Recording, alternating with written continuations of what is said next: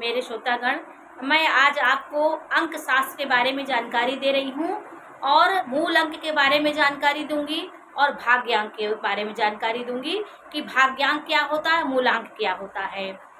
9 मूलांक तक में सारी सृष्टि समाहित हुई है। 1 से लेके 9 तक की जो संख्या होती है ये इसमें पूरी सृष्टि समाहित हुई है।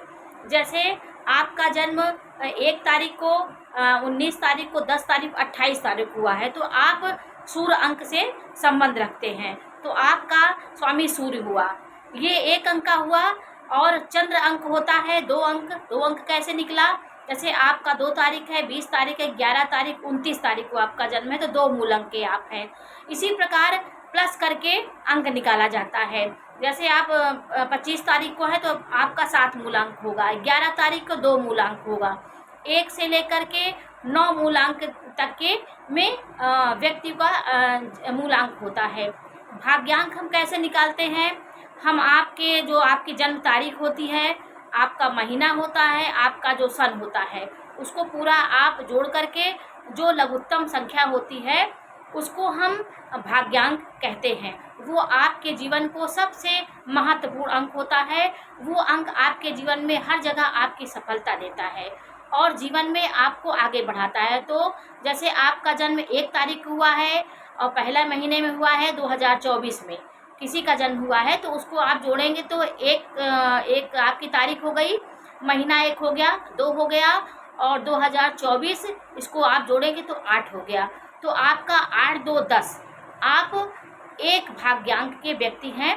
आप सूर्य आपका स्वामी है तो आपके जीवन में सूर्य का बहुत प्रभाव होगा। इसी प्रकार भाग्यांक निकाला जाता है।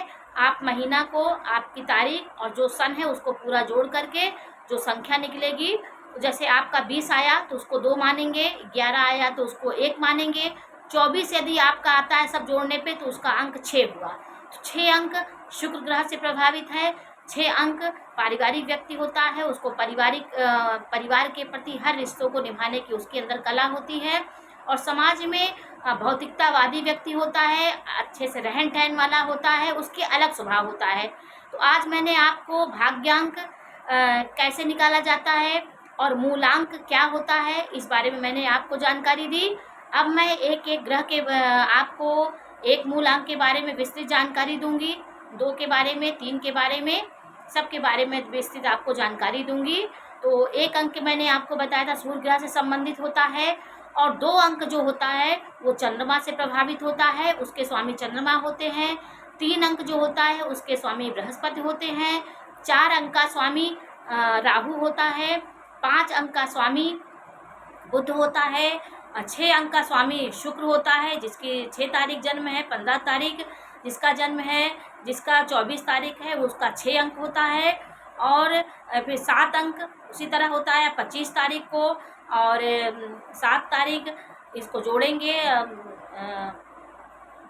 16 तारीख, इसको अगर आप प्लस करेंगे तो 7 आएगा, तो 7 अंक हुआ। इसका स्वामी केतु होता है, जो जिसको हम आकाशमंडल में नेपच्यून ग्रह होता है, जो एक बहुत अच्छा उससे प्रभावित ये अंक होता है। 8 अंक होता है वो शनि से प्रभावित होता है, तो शनि ग्रह से प्रभावित होता, थोड़ा संघर्षी अंक होता है। 8 अंक जीवन में उसके संघर्ष बहुत आता है, लेकिन बहुत व्यक्ति आत्मा से मजबूत होता है, वो हारी नहीं मानता है।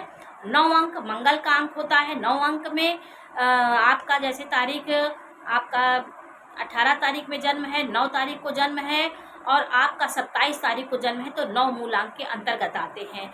तो 1 से लेके 9 मूलांक तक में सारी सृष्टि समाहित हुई है। ये अंक शास्त्र के बारे में थोड़ी सी मैंने आपसे चर्चा की।